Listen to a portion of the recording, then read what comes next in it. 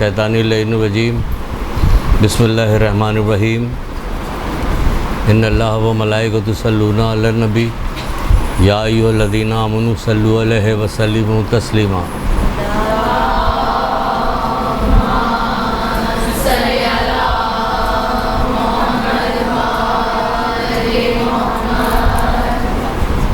بسم اللہ الرحمن الرحیم ایاک نعبد و ایاک نستعین۔ درود پڑھیے محمد علیہ۔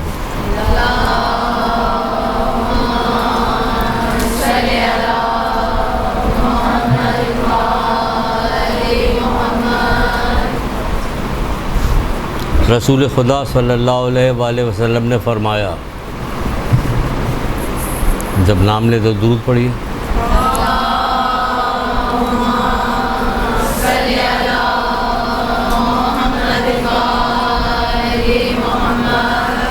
جو شخص سوتے وقت بسم اللہ الرحمن الرحیم کہتا ہے، جو شخص سوتے وقت بسم اللہ الرحمن الرحیم کہتا ہے تو اس کے لیے خداوند عالم فرماتا ہے کہ اے میرے ملائکہ صبح تک اس کی ہر سانس کا لکھتے رہو۔ صبح تک، جب تک یہ سو رہا ہے نا، صبح تک ہر سانس لکھتے رہو تاکہ ہر سانس کے بدلے میں میں اسے ایک نیکی عطا کروں، اس کے نام اعمال میں ڈال دوں۔ کب؟ جب بندہ سوتا ہے اور سوتے ہوئے بسم اللہ الرحمن الرحیم کہتا ہے۔ یہ ہم نے کیوں بتایا؟ یہ ہم نے اس لیے بتایا تاکہ آپ لوگ جب مجلس پڑھنے کے لیے جائیے، ابھی تو میں بات کرتا ہوں اس سلسلے میں آپ سے، پڑھنے کے لیے جائیے تو شروع میں کچھ چیزیں بتایا کیجیے تاکہ وہ لوگ اس پر عمل کریں، کیونکہ جو مجلس پڑھنے کے لیے آپ جائیے گا تو اگر آپ میں واقعی ارادہ سچ مچ قربتاً اللہ کیا ہے تو اگر دیکھا دیکھی اور ایسے ہی کیا ہوا کہ چلے گا نہیں چلے گا، چھوڑ دیں گے تو کیا ہو جائے گا، ہمارا کوئی کیا کر لے گا، کرور نہیں لے گا۔ یہ سوچ لیجئے کہ اگر آپ مجلس پڑھنے کے لیے جا رہی، واقعی جا رہی، قربتاً اللہ جا رہی، اللہ کی رضا کے لیے، تو کیا صبح تک اس کی سانس لکھتے رہو تاکہ ہر سانس کے مقابلے میں اسے ایک نیکی دو، اس کے نامہ اعمال میں۔ تو بسم اللہ الرحمن الرحیم کے تو بہت سارے فائدے ہیں۔ خیر تو اگر ہر دفعہ آپ ایک نئی چیز لے جا کے بتائیے گا، لوگوں کو بتاتی رہیے گا تو لوگوں کی عادت پڑے گی بسم اللہ الرحمن الرحیم کہنے کی۔ یہ اسم اعظم کے بہت قریب ہے، 8ویں امام رضا علیہ السلام۔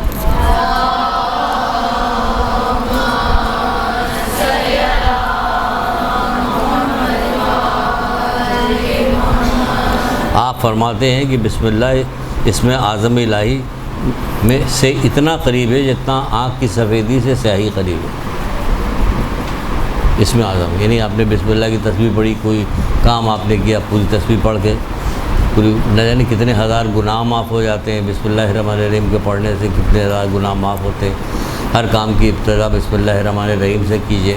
بہرحال یہ ہم نے شروع میں آپ کو اس لیے بتایا تاکہ آپ اپنی عادت ڈالیے اور آپ تلاش کیجیے چیزیں کہ ہم جب شروع میں جا کے مجلس پڑھنے کے لیے بیٹھیں تو کوئی نہ کوئی ایسے اذکار بتائیں لوگوں کو، لوگوں تک پہنچے، کیونکہ دجالی زمانہ آ چکا ہے، زمانہ آخری زمانہ خراب زمانہ آ گیا ہے، تو اس میں فتنے بہت سارے ظاہر ہو رہے ہیں۔ جیسے کہ دجالی فتنوں میں سے ایک فتنہ ہے کہ بے پردگی کا فتنہ ہے، گانے بجانے کا فتنہ ہے، سمجھے، حرام غذا کھانے کا فتنہ ہے۔ یہ سب اس زمانے میں بہت زیادہ یہ ساری چیزیں ہوں گی، تو وہ یہ زمانہ آ چکا ہے اس وقت۔ اس میں بتایا جا رہا ہے کہ بسم اللہ الرحمن الرحیم پڑھی۔ پھر کہا جا رہا ہے رسول خدا صلی اللہ علیہ وآلہ وسلم ارشاد فرماتے ہیں،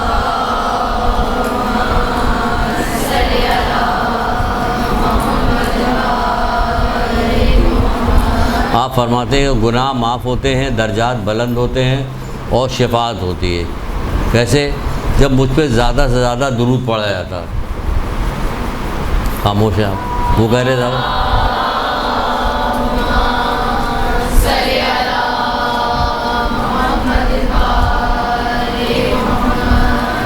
ہمارے یہاں کی جو بچیاں ہیں جو ہمارے یہاں مستقل پڑھتی ہیں تو وہ چھوٹی چھوٹی بات پہ ذرا سی بات ہوئی، ان کو اشارہ ملا، انہوں نے درود پڑھا، ان کو اشارہ ملتا ہے اور درود پڑھتے ہیں، کیونکہ معلوم ہے کہ درود پڑھنے کے بہت زیادہ فائدے ہیں۔ ہم نے تو صرف ایک حدیث سنائی کہ رسول اللہ کہتے ہیں کہ جو مجھ پہ زیادہ سے زیادہ درود پڑھو، کیونکہ صلوات پڑھنے سے گناہ معاف ہوتے ہیں، درجات بلند ہوتے ہیں اور شفاعت نصیب ہوتی ہے۔ کیا ہوتی ہے؟ شفاعت ملتی ہے۔ کس سے؟ درود کے پڑھنے سے۔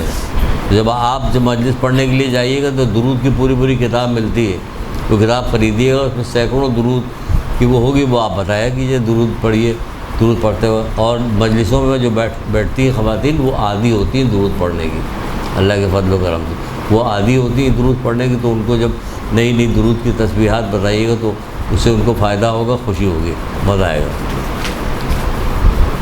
اب شروع کرتے ہیں۔ اس جگہ سے اس کو میں نے سلیکٹ کیا ہے، جو چیزیں میں نے لی ہیں وہ اس لیے لی کہ آپ لوگوں نے طے کیا ہوا کہ آپ مجلس پڑھنے کے لیے جائیے گا۔ مجلس پڑھنا کوئی چھوٹا کام نہیں ہے، یہ آپ سمجھ لیجیے، کوئی چھوٹا کام نہیں، بہت بڑا کام ہے، کیونکہ امام حسین اسلام نے قربانی کوئی چھوٹی نہیں دی ہے، بڑی قربانی دی، ایسی قربانی دی ہے کہ ابھی دنیا میں تشریف نہیں لائے ہیں، حضرت آدم پیدا ہوئے، جب انہوں نے آسمان پہ نام دیکھنا شروع کیا ہے، اور جب امام حسین اسلام کا نام آیا تو دل بہت زیادہ غمگین ہو گیا، تو جبریل سے پوچھنے لگے کہ اے جبریل، یہ کون سا نام ہے کہ جس کی وجہ سے میرا دل بہت غمگین ہو رہا؟ تو جبریل نے بتایا کہ یہ آخری نبی کا نواسا ہوگا، تو یہ اسی طرح کربلا کے میدان میں دشمنوں کو ہاتھوں بھوکا پیاسا 3 دن کا شہید کیا جائے گا۔ تو یہ ساری چیزیں جب بتائی تو حضرت جبریل نے گریہ کیا، اور حضرت آدم نے، کہ جیسے کوئی بوڑھی ماں جو ہے اپنے جوان بیٹے پہ گریہ کرتی ہے، تو سمجھ لیجیے کہ ابھی امام حسین اسلام نے قربانی نہیں دی ہے، لیکن قربانی اتنی ایسی تھی کہ سمجھ میں نہ آنے والی بات، ایسا غضب کی قربانی دی ہے، ایسا غضب کا صبر کیا ہے، ایسی مصیبتیں اٹھائی کہ اس کی تاثیر جو ہے ابھی وہ آئے بھی نہیں کہ تاثیر موجود ہو گئی، تو ایسی ہے۔ وہ کام کرنے کے لیے آپ جا رہی ہیں، اس کو کچھ کھیل تماشا نہ سمجھیے گا، یہ کوئی کھیل تماشے والا کام ہے، یہ اتنا بہت بڑا کام کرنے جا رہے ہیں۔ بڑے کام کرنے کے لیے بڑا دل چاہیے، بڑا سمجھ چاہیے، سوچ چاہیے، اور سب سے خاص بات یہ ہے کہ نیت چاہیے، کہ ہماری نیت کیا ہے؟ نیت میں اخلاص ہونا چاہیے، مخلص ہونا چاہیے نیت کے اندر۔ تو چھٹے امام جعفر صادق علیہ السلام،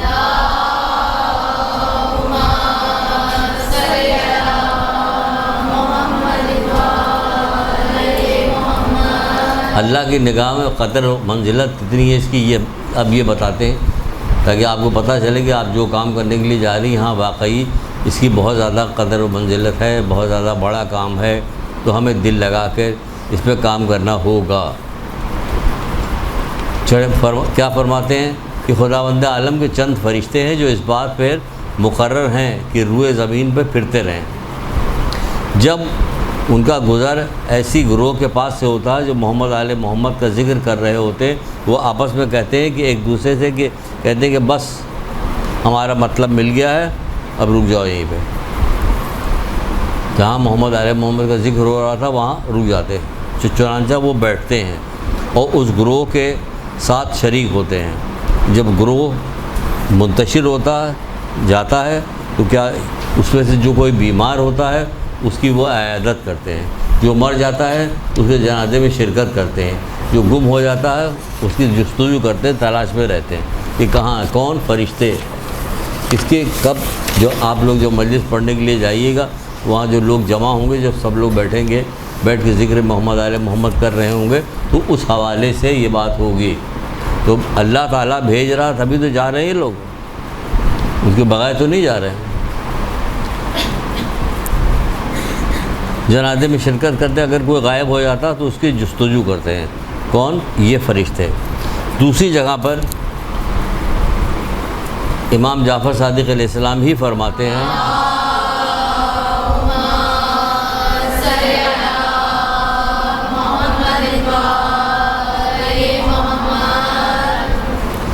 آسمان کے ملائکہ جب ان میں سے 1 یا 2 یا 3 افراد پر نگاہ ڈالتے ہیں کہ جو کہ محمد علیہ محمد کے فضائل کا ذکر کر رہے ہوتے ہیں، تو آپس میں کہتے ہیں کہ ذرا دیکھو تو یہ اپنی کس قدر قلت کے باوجود اور دشمنوں کی کس قدر زیادتی کے باوجود، دشمن کس قدر زیادہ ہیں، ان کی تعداد کس قدر قلیل ہے، اس کے باوجود دشمنوں کے کثرت کے باوجود یہ محمد علیہ محمد کا ذکر کر رہے ہوتے ہیں، ملائکہ کہتے ہیں۔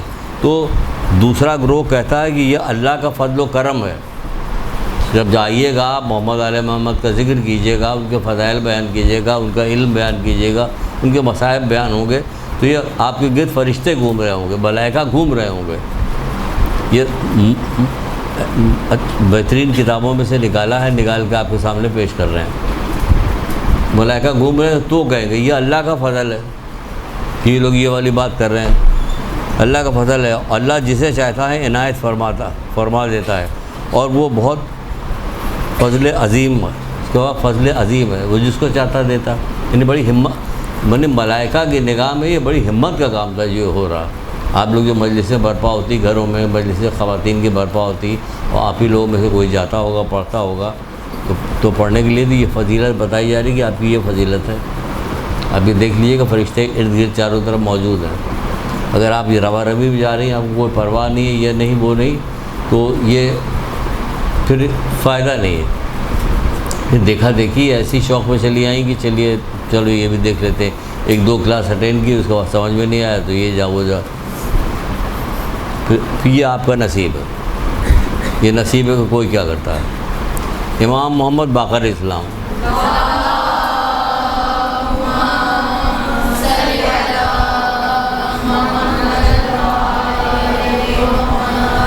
شروع میں سب ایسے ہی حدیثیں ہم آپ کو سنا رہے ہیں جس سے آپ کو پتہ چلے کہ ہاں یہ واقعی بڑا کام ہے، کہ ائمہ جو ہیں اس سلسلے میں کس طرح سے کس انداز میں بات بتا رہے ہیں، تاکہ آپ کو اندازہ ہو کہ کتنا بڑا کام ہے اور آپ کو کس طرح سے اسے انجام دینا ہے۔ کہتے ہیں کہ اپنے ایک صحابی سے کہتے ہیں کہ آیا تم لوگ ہمارے شیعہ کسی موقع پہ جمع ہوتے ہو؟ جیسے ابھی جب مجلس ہوتی تو جمع ہوتے ہیں نا، سارے شیعہ جمع ہوتے اور ہم اہل بیت کے علوم و فضائل کا آپس میں ذکر کرتے ہو؟ اس نے کہا واللہ کرتے ہیں۔ اور سنیے گا کہ آگے امام کیا کہتے ہیں، وہ کہتا واللہ کرتے ہیں۔ تو حضرت نے فرمایا کہ واللہ مجھے بھی یہ بات پسند ہے کہ میں تمہاری اس مجلس میں آؤں اور تمہاری خوشبو کو سونگھوں، کیونکہ تم خدا اور خدا کے فرشتوں کے دین پر ہو، کیونکہ تم وہ خوشبو سونگھنا چاہ رہے ہیں آپ کی، کیونکہ تم خدا اور خدا کے فرشتوں پہ دین پہ ہو۔ اب کرنا کیا ہے؟ یہ ہو گیا، آپ نے مجلس پڑھ دی، ہاں ہو گیا، آگے کی بات، اصل بات آگے ہے۔ کرنا کیا؟ اب حرام چیزوں سے پرہیز کر کے عبادت خدا میں کوشش کرو، حرام چیزوں سے پرہیز کر کے عبادت خدا میں کوشش کرو، اور ہماری مدد کرو کہ ہم تمہاری شفاعت کے خواہاں ہیں۔ حرام چیزوں سے پرہیز کر کے عبادت خدا میں کوشش کرو، کوشش کر کے ہماری مدد کرو کہ ہم تمہاری شفاعت کے خواہاں ہیں، ہم تمہاری شفاعت چاہتے ہیں۔ لیکن آپ دیکھ لیجئے کہ سب کچھ اوپر کر رہے ہیں، ذکر خدا کر رہے ہیں، سب کچھ کر رہے ہیں، لیکن نیچے وہ ایک لائن بتا رہے ہیں کہ حرام چیزوں سے پرہیز کرو اور عبادت خدا میں کوشش کرو۔ یعنی آپ مجلس پڑھنے لگی تو چھوڑنے کی، آپ شیعہ ہیں، 1,24,000 انبیاء اور 14 معصومین کے ماننے والے ہیں آپ کی حیثیت بالکل الگ ہے، جدا ہے۔ آپ کو یہی چیز آگے جا کے، ابھی میں بتاتا چل رہا ہوں، آگے جا کے آپ کو یہی چیز مجلس میں پڑھ کے سمجھانا ہے لوگوں کو کہ تمہاری حیثیت ہے رسول خدا صلی اللہ علیہ وآلہ وسلم۔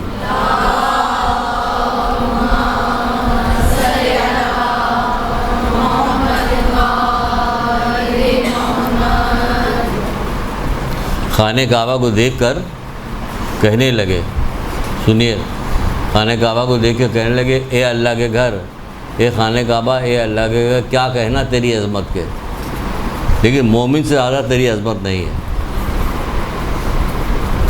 یہ ہے آپ کی عظمت۔ تو مومن کر کیا رہا ہے؟ یہ آپ کی نگاہوں کے سامنے ہونا چاہیے کہ کیا کر رہا ہے مومن، یہ کیوں کر رہا ہے۔ جب 2 مہینے 8 دن تک مسلسل گھر گھر مجلسیں ہو رہی ہوتی ہیں، تو مجلسوں میں اگر بیان کیا جاتا کہ ہمیں کیا کرنا ہے، کیا نہیں کرنا، ہماری کیا حیثیت ہے اللہ اس کے رسول کی نگاہ میں، ہمیں کس طرح کا رہنا چاہیے۔ ہم امام کے ماننے والے ہیں، چھٹے امام جعفر صادق اسلام فرماتے ہیں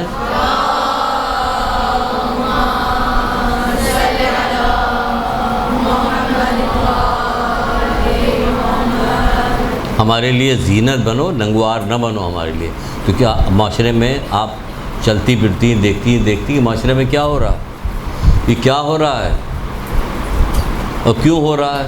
کبھی حضرت زینب سلام اللہ علیہ نے اتنا بہترین چیز یہ مجلس برپا کر کے دکھایا ہے، ایسی چیز چلائی ہے، اس سے کہ ہمارے یہاں تو ایک ایک فرد پڑھا لکھا ہونا چاہیے، ایک ایک فرد جو ہے اس کو ایک ایک چیز معلوم ہونی چاہیے، حرام حلال سے سختی کے ساتھ پرہیز کرنا چاہیے۔ ہمارے یہاں کہ کوئی شیعہ آپ کو نہ ملے ایسا جو حرام حلال سے پرہیز نہ کرتا ہو، کوئی شیعہ نہ ملے آپ کو ایسا جو حجاب میں نہ ہو، داڑھی میں نہ ہو، یعنی ہر اچھا کام کرتا ہے کیونکہ شیعہ ہے وہ، کیونکہ جب سے پیدا ہوا تب سے مجلس سے سن رہا ہو، بار بار تکرار کے ساتھ سنتا رہتا تو عادت پڑ جاتی، لیکن جب کچھ سنائی گا نہیں تو کیا کرے گا، کیا کرے گا، وہی کرے گا جو ابھی ہو رہا۔ مجلس صاحب نے پڑھا، آپ نے ہلکا پھلکا آخر میں مصائب بیان کیے، وہ تو گریہ تو کریں گے کیونکہ ان کے دل میں اللہ تعالیٰ نے محبت ڈالی ہوئی ہے، محبت ڈالی ہوئی تو ان کو تو رونا آئے گا، وہ رو دیا، آپ سمجھیے میری مجلس پوری ہو گئی۔ باقی اوپر کا کام تو چھوڑ دیا آپ نے، اوپر کا کام جو کرنا تھا وہ چھوڑ دیا آپ نے۔ اوپر کے کام میں دلچسپی اس لیے نہیں کہ خود ٹھیک ہونا پڑے گا، جب کسی کو نصیحت کیجیے گا تو پہلے خود ٹھیک ہوئیے گا نا، پہلے خود ٹھیک ہونا پڑے گا۔ چھٹے امام کی ایک اور روایت سنیے۔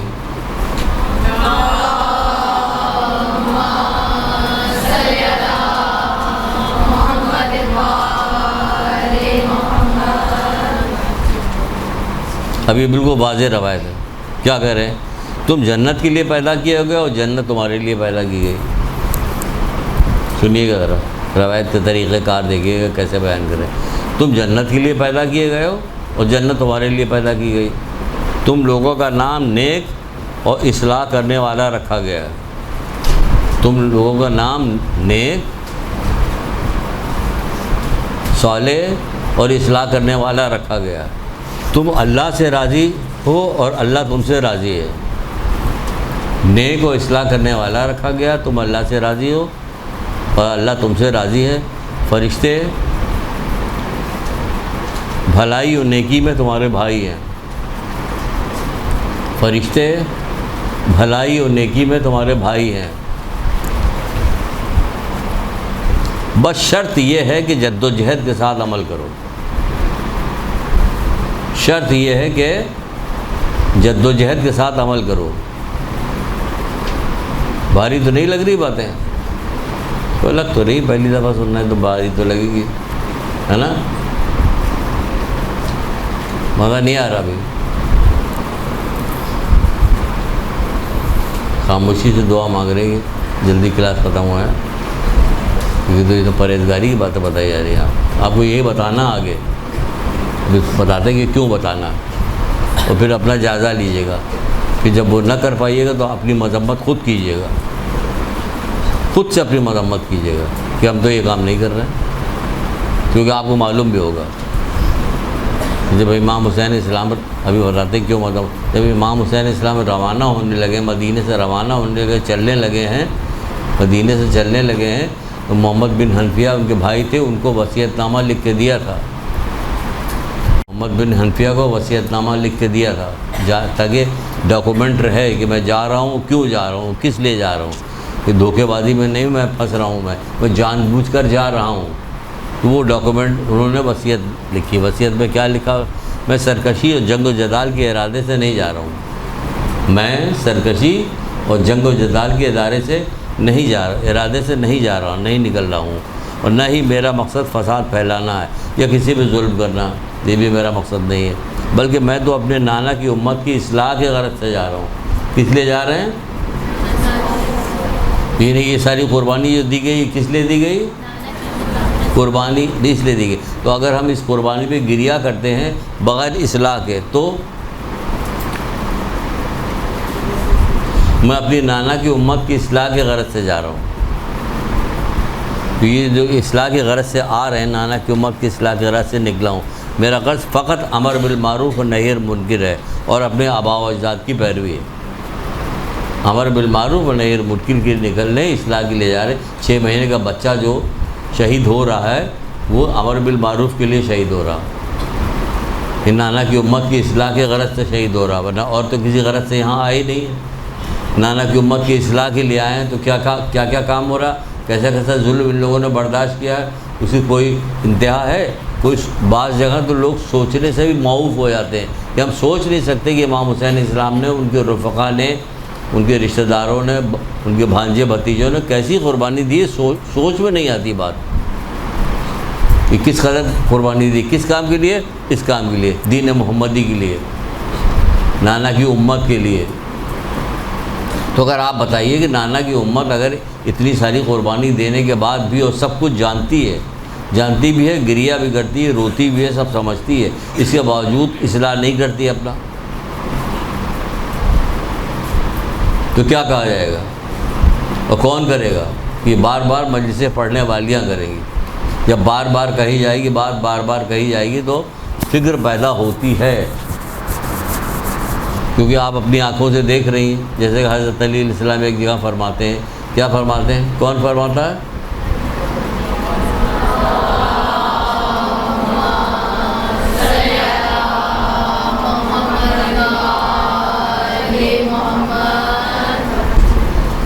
کہتے ہیں کہ باوجود تم دیکھ رہے ہو کہ خدا کے عہد کو توڑا جا رہا، تم دیکھ رہے ہو کہ خدا کے عہد کو توڑا جا رہا، پھر بھی تمہیں غصہ نہیں آتا۔ تم دیکھ رہے ہو کہ خدا کے عہد کو توڑا جا رہا، پھر بھی غصہ نہیں آتا، حالانکہ اپنے باپ دادا کے عہد کے ٹوٹنے پہ تم بہت شدید غم غصہ کرتے ہو، اپنے لیے ذلت سمجھتے ہو اس کو۔ ہوتا کہ نہیں ہوتا؟ اب اپنی آنکھوں سے دیکھ رہے، اب کیا ہوا؟ یہ نانا کی امت کی اصلاح کی غرض سے نکلے۔ اب آج جب مجلس پڑھنے کی غرض سے نکلیے گا تو آپ نے اپنی آنکھوں سے دیکھی ہوئی بہت ساری چیزیں، اللہ اور اس کے رسول کے عہد کو ٹوٹتا ہوا دیکھا ہے، خالہ جان کو دیکھا آپ نے، موانی جان کو، رشتہ داروں کو، دوسری بہن بھائیوں کو، اور شیعہ عورتوں کو تمام دیکھا کہ کیا کیا عہد شکنی ہو رہی، کیا کیا کام کیا جا رہا، کون سا ایسا برا کام ہے جو نہیں کیا جا رہا۔ تم دیکھ رہے ہو، مولا کہتے ہیں کہ تم دیکھ رہے ہو کہ اللہ کے عہد کو توڑا جا رہا، پھر بھی تمہیں غصہ۔ بیٹا نکلا، اللہ کے عہد کو توڑا جا رہا تھا تو بیٹا نکلا، اور بیٹا نکل کے کیسی قربانی دی کہ عقلیں حیران رہ گئی کہ کیسی قربانی دی۔ بار بار جب مدینے سے یہ خطبہ لکھنے کے بعد ماں کی قبر پہ گئے ہیں، وہاں جا کے رخصت ہوئے، گریہ کیا، بھائی کی قبر پہ گئے ہیں، وہاں جا کے رخصت ہوئے۔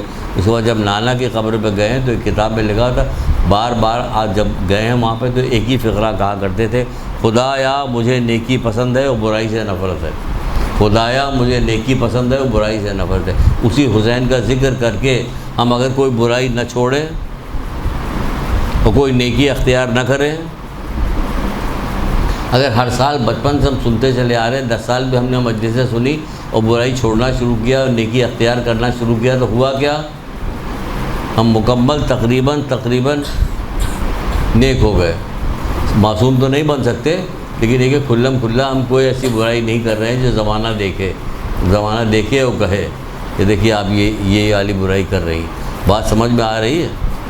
آگے بڑھیں۔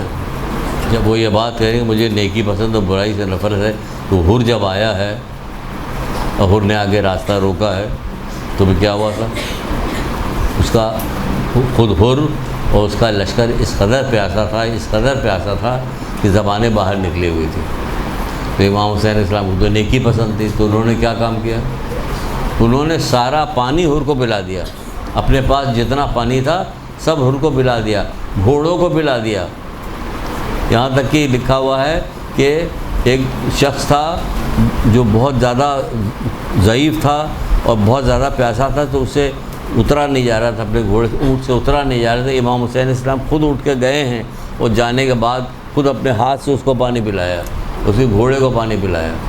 اس نے امام حسین علیہ السلام، جبکہ جانتے تھے، بچپن سے سنا ہوا تھا کہ کس طرح سے ہمارا پانی بند کیا جائے گا، کس طرح سے آوازیں آئیں گی خیموں سے، اعلیٰ تش کی بچوں کی آوازیں آئیں گی، سب انہیں سب پتہ تھا۔ اس کے باوجود انہیں، کیونکہ وہ کہہ چکے ہیں مجھے نیکی پسند ہے برائی سے نفرت ہے، تو وہ نیکی انجام دے رہے ہیں، خود بھی دے رہے ہیں انجام نیکی۔ یہ کیا کام کیا؟ ایثار کیا۔ اس کو کہتے ہیں ایثار، یعنی اپنی چیز اپنے اوپر سے چھوڑ کر سامنے والے کو بہت ضرورت تھی، پیاس کی شدت کی وجہ سے، تو ایثار کیا، اس کو پلا دیا پانی سارا۔ ایثار ایثار کوئی چھوٹی موٹی نیکی نہیں ہے ایثار کرنا۔ ہم لوگوں نے کبھی اس بات پہ غور کیا ہے کہ جب امام حسین اسلام کا تذکرہ کریں تو اس بات کو بتائیں کہ دیکھیں وصیت کی کتنی اہمیت ہے، کہ مولا نے ابتدا جب کی ہے تو وصیت سے شروع کی، ابتدا تو کتنی وصیت کی کتنی اہمیت ہوئی۔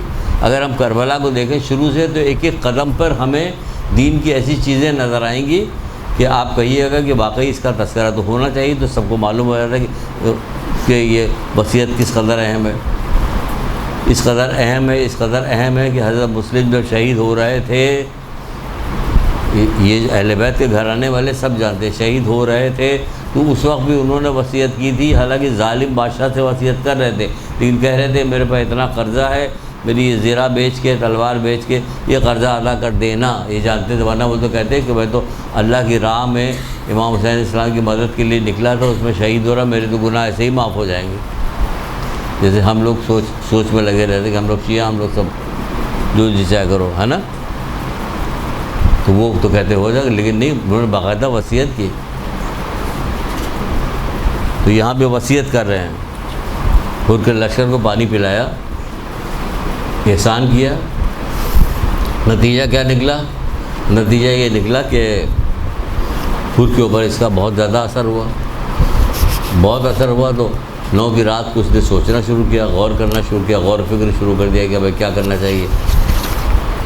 تو ہوا یہ کہ کرنا یہ چاہیے کہ پھر نکل کے امام حسین اسلام کی طرف آیا، اس نے معافی مانگی، امام حسین نے معاف بھی کر دیا۔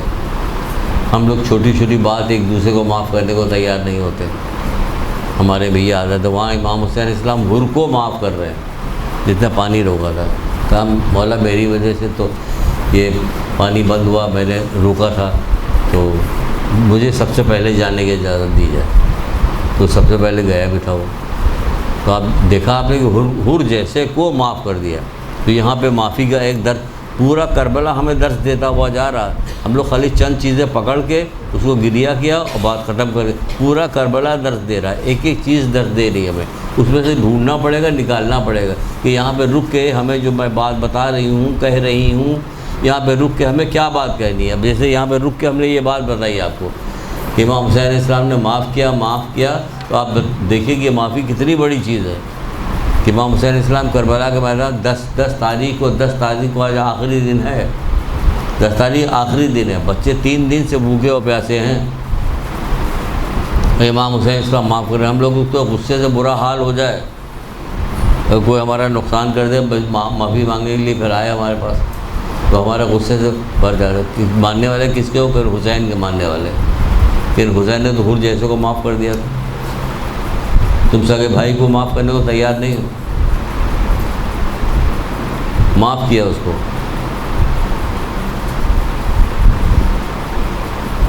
جبکہ پانی بند کیا تھا، سب کچھ کیا تھا، لیکن اسے معاف کیا، جا کے خیمے کو پاس جا کے حضرت زینب وغیرہ سے بھی معافی اس نے طلب کی، معافی مانگا کہ مجھے معاف کر دیجیے گا، اس نے وہاں بھی معافی مانگی، وہاں بھی معاف کیا گیا اس کو، وہ تو معاف کیا گیا، سمجھے آپ؟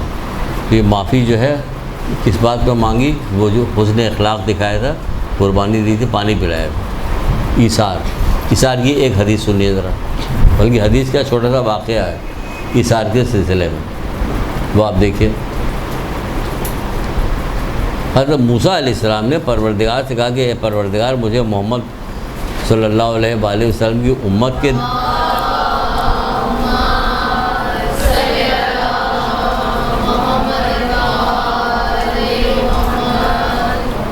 کے درجات ہیں وہ تو ذرا دکھا دیں، اس میں سوچتی جائیے اپنے بارے میں بھی، ہم امت سے ہیں رسول خدا صلی اللہ علیہ وآلہ وسلم، یہ درجات جو ہیں یہ ہمیں دکھا دیجئے۔ تو پروردگار نے کہا، ارشاد فرمایا موسیٰ تمہیں دیکھنے کی طاقت نہیں، محمد مصطفیٰ صلی اللہ علیہ وآلہ وسلم کی امت کے درجات، ان کے نہیں، امت کے درجات۔ تو پروردگار نے کہا کہ اے موسیٰ تمہیں دیکھنے کی طاقت نہیں ہے، یعنی کیا ہے جو تم نہیں دیکھ پاؤ گے؟ دیکھنے کی طاقت نہیں ہے، البتہ تمہیں ان کے جلیل اور عظیم منزلوں میں سے صرف ایک منزل دکھاتا ہوں، جس کی وجہ سے میں نے انہیں تم پر اور اپنی دوسری تمام مخلوقات پر فضیلت عطا کی ہے۔ صرف ایک چیز دکھاتے ہیں۔ چنانچہ حضرت موسیٰ کی نظروں کے سامنے سے ملکوت و سماوات کے پردے سب ہٹا دیے گئے تو انہوں نے اس منزلت کے نور کو خداوند عالم سے قرب کو ملاحظہ فرمایا تو قریب تھا کہ حضرت موسیٰ کی جان ہی نکل جاتی۔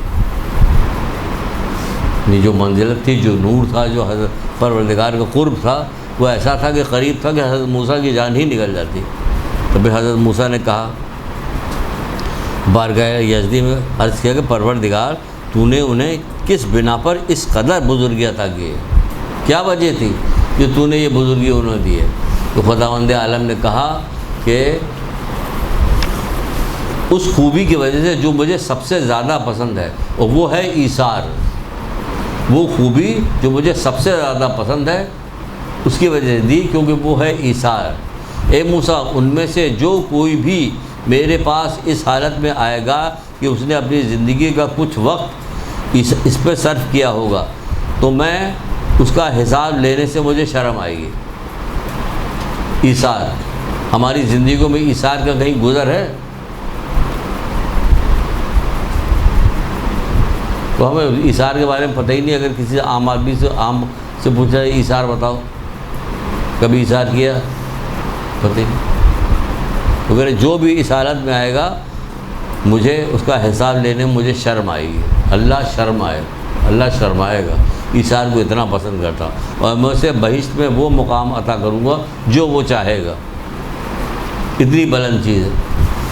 اور آپ دیکھیے کہ ابھی کربلا شروع ہوئی ہے، اور وہ کون سا کام کیا ہے جو پروردگار کو سب سے زیادہ پسند ہے؟ ایثار۔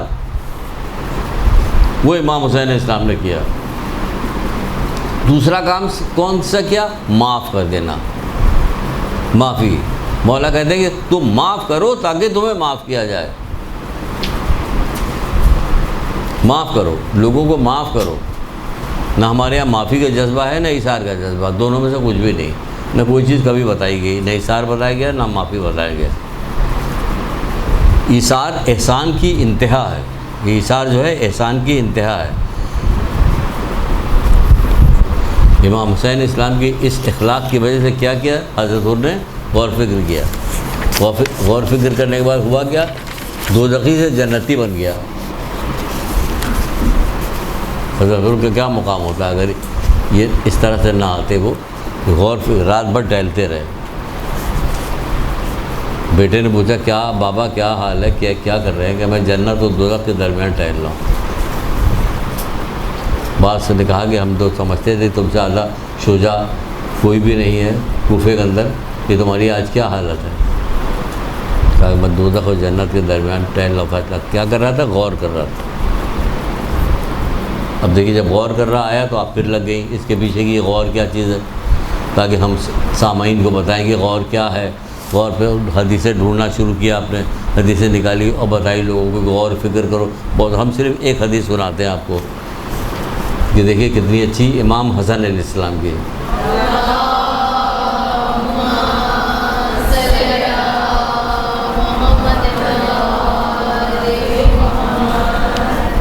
آپ کہتے ہیں میں تمہیں اللہ کا تقوی اور دائمی غور فکر کی وصیت کرتا ہوں۔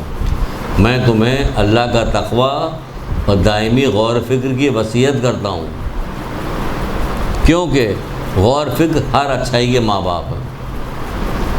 کیونکہ غور فکر ہر اچھائی کے ماں باپ ہے۔ ہم لوگ اپنے جذبات کی بنیاد پہ کام کرتے ہیں، غور فکر نہیں کرتے، کیونکہ غور فکر ہر اچھائی کی ماں باپ ہے۔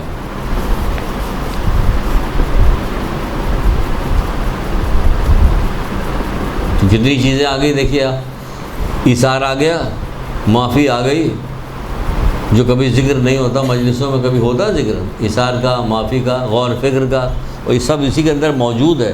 آپ جب چلیے گا کربلا کے واقعات پڑھنا شروع کیجیے گا تو آپ کو خود نظر آئے گا، اچھا یہ بھی ہے، یہ بھی بیان کریں گے، یہ بھی بیان کریں گے، یہ بھی بیان کریں گے، سب کی چیزیں نکالیے تاکہ وہ مجلس کہلائے گی، کمپلیٹ مجلس کہلائے گی۔ وہ کہا جائے گی اس کی مجلس میں چلیں، یہ ہمیشہ اچھی باتیں بتاتی ہے اور پوری مکمل طریقے سے اچھے طریقے سے مجلس پڑھتی ہے۔ جو مجلس پڑھنے کا حق ہے، کیا حق ہے ابھی وہ بھی 2 لفظوں میں بتاتے ہیں، ٹھیک ہے؟ ابھی سن لیجیے۔ لیکن ہمارے پاس تو اس کی عادت نہیں ہے پڑھنے پڑھانے کی، تو جس کی وجہ سے یہ نہیں ہوتا۔ ابھی اتنی چیزیں بتا چکے آپ کو، ایثار ہم نے بتایا آپ کو، وصیت کے باب کو پڑھیے گا کہ جو وصیت کر کے مرا وہ ایسا مرا جیسے شہید مرا، جو بغیر وصیت کے مرا وہ اس طرح سے مرا جیسے جاہلیت کے موت مر گیا۔ تو دیکھیے امام حسین صاحب چلے تھے، وصیت کر کے چلے تھے۔ حضرت مسلم نے وصیت کی وہاں پہ، اس حالت میں وصیت کی انہوں نے، تو وصیت کے باب کو آپ کو پڑھنا چاہیے تاکہ ایک آدھ حدیث تو بتا سکیں۔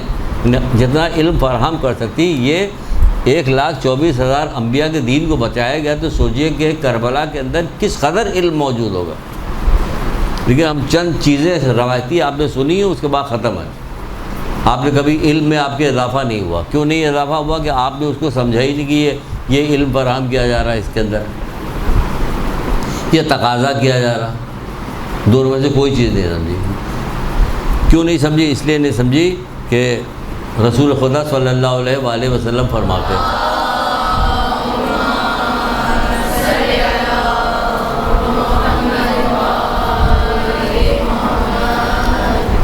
تم دو قسم کے نشے نے تمہیں مدہوش کر دیا۔ رسول اللہ کرے 2 قسم کے نشے نے تمہیں مدہوش کر دیا، 2 قسم کے نشے نے تمہیں مدہوش کر دیا۔ ایک تو زندگی سے محبت ہے، اور دوسرا کیا ہے؟ جہالت سے محبت کے نشے نے، زندگی کی محبت کے نشے نے اور جہالت کی محبت کے نشے نے، یہ 2 چیزیں۔ جہالت کا نشہ، آپ بتا دیے کہ آپ گھر میں خواتین کو کسی بھی گھر کی عورتوں کو کسی کو کتاب لے کے پڑھتے ہوئے دیکھتے ہیں، ہمارے یہاں رواج ہے؟ کوئی رواج کون ڈالے گا؟ اگر ہر مجلس کے اندر اس قسم کی باتیں بتائی جا رہی ہوتی، کتابوں کے نام بتایا جاتا اور زور دیا جاتا، معاشرے میں پورا ایک سلسلہ بن گیا ہوتا، تو ضرور کسی نہ کسی کے ہاتھ پہ کتابیں ہوتی۔ علم کی کتنی فضیلت ہے کہ اس کی کوئی حد اور انتہا نہیں۔ علم کی فضیلت کی کوئی انتہا نہیں کہ سمندر کی مچھلیاں، زمین کے چوپائے، آسمان کی مخلوق تمام کے تمام جو ہے کیا کام کرتے ہیں؟ کہتے ہیں طالب علم کے لیے جو ہے مغفرت کی دعائیں مانگتے ہیں، طالب علم کے لیے فرشتے اپنے پر بچھاتے ہیں۔ اس کے لیے طالب علموں کے لیے، یا گھر میں لیٹا ہو یا کہیں بھی ہو، اس کو ہر وقت ثواب ملتا ہے پڑھنے والے کو۔ اگر پڑھتا ہوا مر گیا، اس دنیا سے چلا گیا، تو ایسا مرا جیسے شہید مرا۔ 1-2 چیزیں تھوڑی، کتابوں کے انبار لگے ہوئے صرف علم کی فضیلت پر۔ اور آپ دیکھ لیجئے، انصاف سے بتائیے کہ وہ تو کہہ رہے ہیں جہالت کا نشہ ہے، نشہ جہالت ہے، جاہلوں تو نشہ ہے۔ کبھی کتاب اٹھانے کو تیار نہیں کہ کوئی کتاب اٹھائی جائے، دیکھی جائے، پڑھی جائے۔ کس وجہ کہ کبھی آپ نے کہا ہی نہیں کبھی کہ علم حاصل کرو۔ میں کہہ مجلس کا ٹاپک نہیں، کیوں نہیں ٹاپک ہے مجلس کا؟ یہ ٹاپک ہے مجلس کا، یہ ہر بات ادھر سے ادھر چلی جاتی ہے، مجلس کا ٹاپک نہیں بنتا۔ کیوں نہیں بنتا؟ دیکھیے اس کے اندر چیزیں جب نکل رہی تو بتائیے گا نہیں آپ، تو آپ کو بتانا پڑے، تو ٹاپک تو خود بن رہی ہے، ٹاپک خود بن رہی ہے۔ جہالت کے نشے نہیں، اسی لیے تم نہ امر بالمعروف کرتے ہو نہ نہی عن منکر۔ یہی وجہ ہے، زندگی کی محبت اور جہالت کی وجہ ہے، جس کی وجہ سے تم نہ امر بالمعروف کرتے ہو نہ نہی عن منکر۔ تو بھائی ٹاپک اس لیے بن رہا ہے کہ امام حسین اسلام بھی تو امر بالمعروف اور نہی عن منکر کے لیے نکلے تھے۔ تو اگر ہم اپنی مجلسوں میں امر بالمعروف نہی عن منکر ہی نہ کریں، نیکی کی دعوت نہ دے، برائی سے نہ روکے مجلسوں میں کہ ٹاپک نہیں بنتا، تو پھر امام حسین اسلام تو یہی کہہ کے نکلے تھے میں اس کام کے لیے جا رہا ہوں، اپنی نانا کی امت کی اصلاح کی غرض سے جا رہا ہوں۔ مجلسوں میں اگر اصلاح ہی نہ ہو، بولیے پھر کیا ہو؟ اسی لیے مولا مشکل کشا کہتے ہیں کہ کیا میں تمہیں حقیقی عالم کے بارے میں نہ بتاؤں؟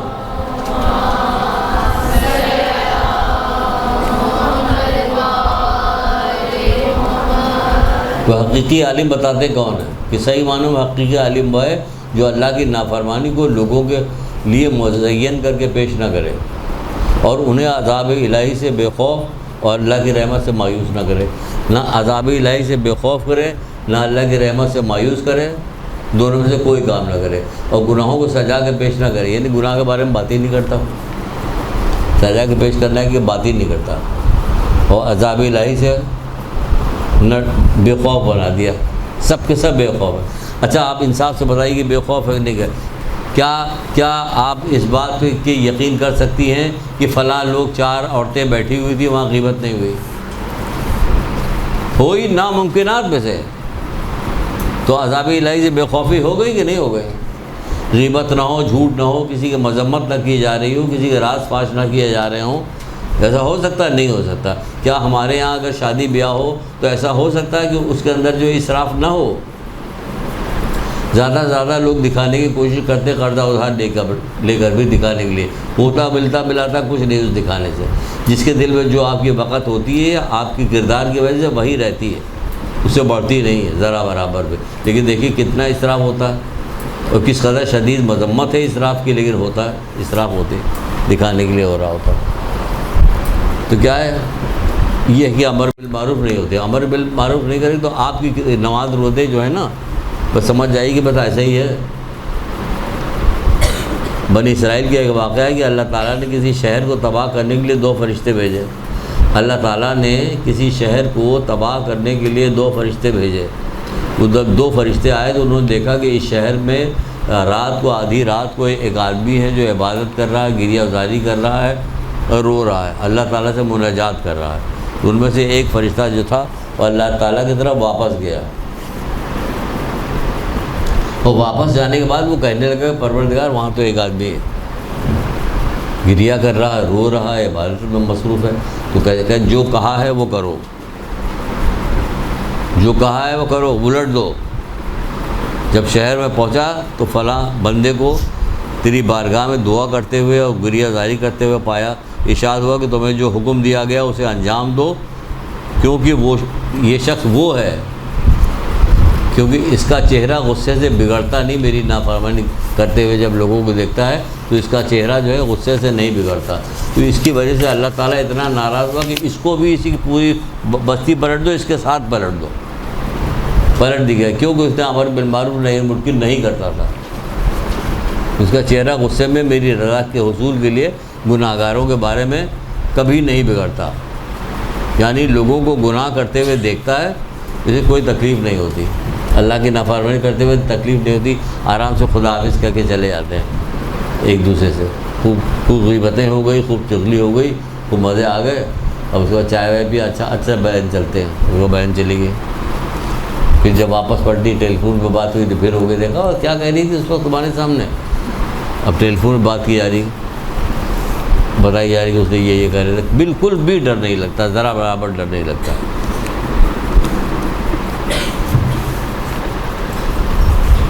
بنی اسرائیل کا زمانہ تھا، بچے جو تھے بطخ سے کھیل رہے تھے، دوڑ رہے تھے اور اس کے پر نوچ رہے تھے۔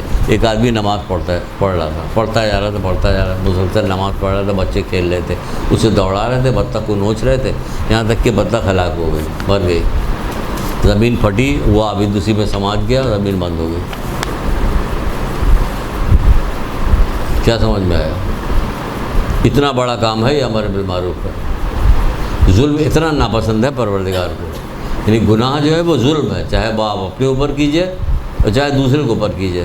جب ابو ذر غفاری کو جلا وطن کیا گیا تو ان سے کسی نے پوچھا کہ آپ مجھے کچھ نصیحت کر کے جائیے، تو ابو ذر غفاری نے نصیحت میں یہی کہا تھا، جس سے محبت کرتے ہو اس پہ ظلم نہ کرنا۔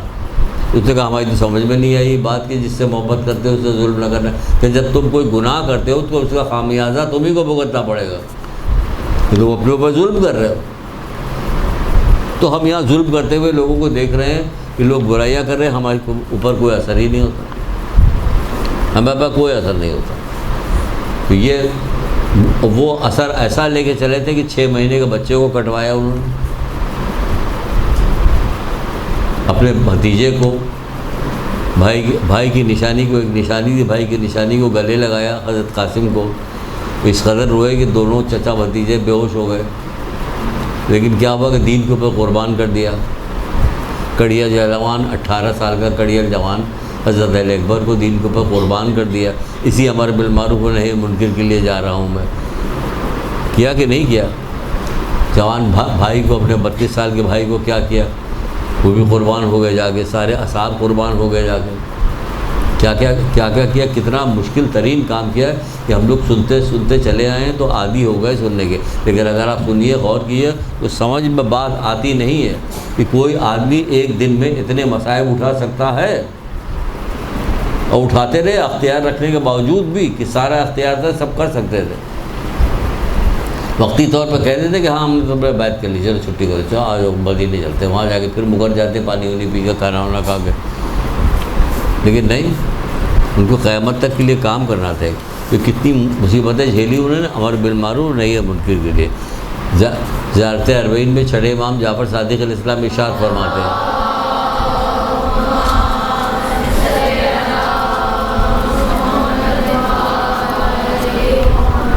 زیارت اربعین اس میں کہہ رہے ہیں, ایک مقصد بتا رہے ہیں, امام حسین اسلام کے شہید ہونے کا مقصد بتا رہے ہیں. یہ مقصد نوٹ کر لیجئے اور اسی پہ کام کیجیے. وہ کہتے ہیں کہ پروردگار امام حسین اسلام نے اپنی جان تیری راہ میں قربان کر دی. پروردگار امام حسین اسلام نے اپنی جان تیری راہ میں قربان کر دی تاکہ تیرے بندوں کو جہالت و گمراہی سے نجات دلا دے,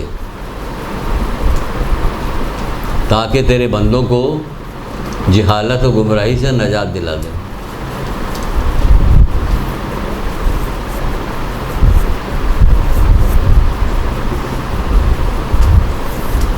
پروردگار امام حسین, اب سنیے, لکھ لیا, اب دیکھیے ذرا, دیکھیے سمجھیے. پروردگار امام حسین اسلام نے اپنی جان تیری راہ میں قربان کر دی تاکہ تیرے بندوں کو جہالت اور گمراہی سے نجات دلا دے. تو آپ بتائیے کہ 1400 سال ہو گئے ہیں, ہو گئے, ابھی بھی ایک خاتون نیچے آئی ہوئی تھی. جب انہوں نے اپنے مسئلے بتائے تو میں نے کہا کہ آپ صحیفہ کاملہ خرید لیجیے. صحیفہ کاملہ آپ نے پڑھی؟ صحیفہ کاملہ آپ جانتی ہیں؟ اب بولیے, صحیفہ کاملہ کس نے لکھی؟ نہیں پتہ. یہ کربلا میں خون و آگ کا دریا پار کرتے ہوئے مدینے جب پہنچے تو وہاں جانے کے بعد آپ کے لیے کتاب لکھی تھی صحیفہ کاملہ. وہ کسی کے پاس ہے نہیں, کسی نے پڑھی نہیں. کتنا وقت گزر گیا ہے. ٹھیک ہے, جس کے پاس ہے ماشاءاللہ سے بہت اچھی بات ہے. کتنا وقت گزر گیا, 1400 سال گزر گئے. اس جیسی کوئی کتاب نہیں. کہ بعض علماء کہتے ہیں, اہل سنت کے بھی علماء بعض کہتے ہیں کہ اگر میں آسمانوں پہ جاؤں, وہاں سے فرشتے مجھ سے پوچھیں کہ میرے لیے زمین سے کیا لائے ہو, تو میں کہوں گا یہ لو صحیفہ کاملہ لایا ہوں. کتنی بڑی بات ہے. جو پڑھتا ہے, جو سمجھتا ہے وہی جانتا ہے.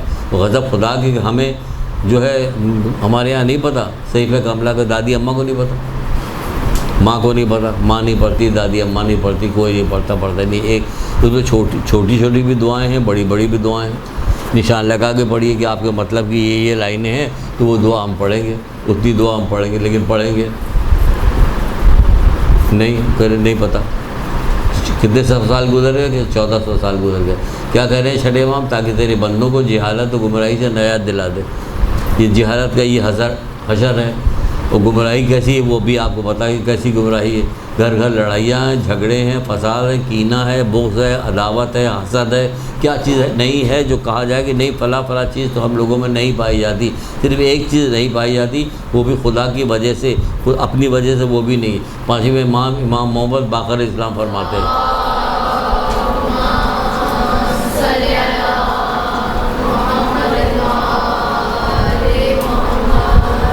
وہ کہتے ہیں کہ تمہارے دل میں ہم اہل بیت کی جو محبت ہے, تم کیا سمجھتے ہو یہ تمہارا کارنامہ ہے؟ اس کا کارساز اللہ تعالیٰ ہے. چلیے اب بولیے آپ نے کیا کیا؟ اس کا کارساز اللہ تعالیٰ ہے. وہ محبت ڈال دی, تو اب اس محبت کے حوالے سے آگے بڑھو, وہ تمہارا کارنامہ ہوگا. محبت تو اس نے ڈال دی, آنکھ میں بینائی تو اس نے دے دی. اب ہم وہ کام کریں, جس چیز کو دیکھنے کو کہا وہ دیکھیں ہم, اور جس چیز سے منع کیا اسے نگاہیں پھیر لیں, تو یہ ہمارا کارنامہ ہوگا. بینائی ہمارا کارنامہ نہیں, وہ تو اللہ تعالیٰ نے دی ہے. تو دیکھا آپ نے, کہا جائے تاکہ جہالت سے نجات دلا دے, جہالت اور نافرمانی سے نجات دلا دے. 1400 سال ہو گیا اس کام کو کیے ہوئے انہیں, نسلاً بعد نسل گزرتے ہوئے چلے جا رہے ہیں, اور نسلاً بعد نسل جاہل بھی ہیں.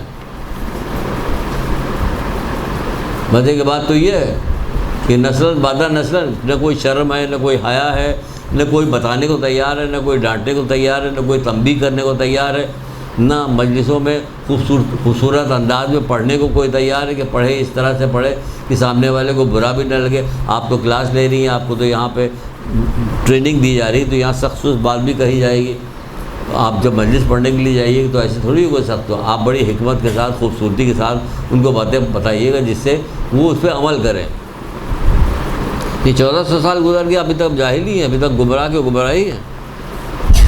پتہ ہے تو غیبت ہو، چغلی ہو، بغض ہو، عداوت ہو، حسد ہو، ایک دوسرے کے بلاج بغض للہ ہو، خام خواہ کے لیے جلن ہو، تو یہ جو ہے وہ سب چل رہی ہے، ابھی ویسی چل رہی ہے جیسے ہونی ہے، جبکہ یہ اس سے ہمارا کوئی واسطہ نہیں ہوتا۔ اگر ہم نے اس کو چھپایا کس چیز سے وجہ سے ہوا، اپنی دنیا کی مال و دولت سے چھپایا ہوا۔ اس کو چھپایا ہوا کوئی ہمیں برا نہیں کہتا کہ ہم بہت پیسے والے آدمی ہیں، لیکن اس سے کچھ نہیں فرق پڑتا۔ رسول خدا صلی اللہ علیہ وآلہ وسلم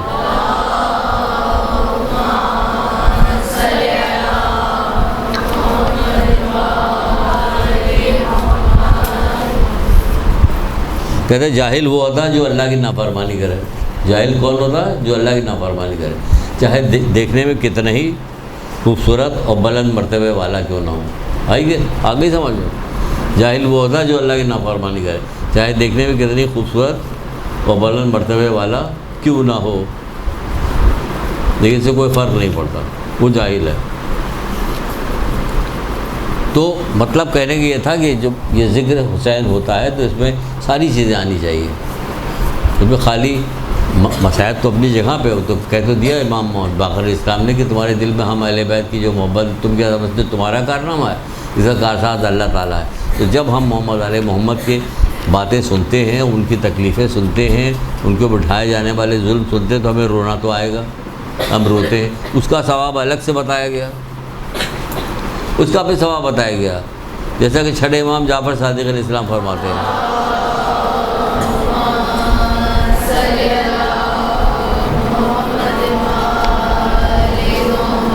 جس کے سامنے ہمارا ذکر کیا جائے اس کی آنکھ سے آنسو نکل آئے تو اللہ تعالیٰ اس کے چہرے کو آتش جہنم اس کے اوپر حرام کر دیتا، اس کے چہرے پہ آتش جہنم کو حرام کر دیتا، آنکھ سے آنسو نکل آئے۔ کون مومن ایسا ہوگا دنیا میں جو نہیں رویا ہوگا؟ آج تک کوئی بھی بندہ نہیں ہوگا جو نہیں رویا ہوگا، ضرور رویا ہوگا۔ تو رونا تو بہت دور کی بات ہے۔ ایک صحابی تھے، ایک چھوٹا سا واقعہ سنا کے بس بات کو ختم کرتے ہیں۔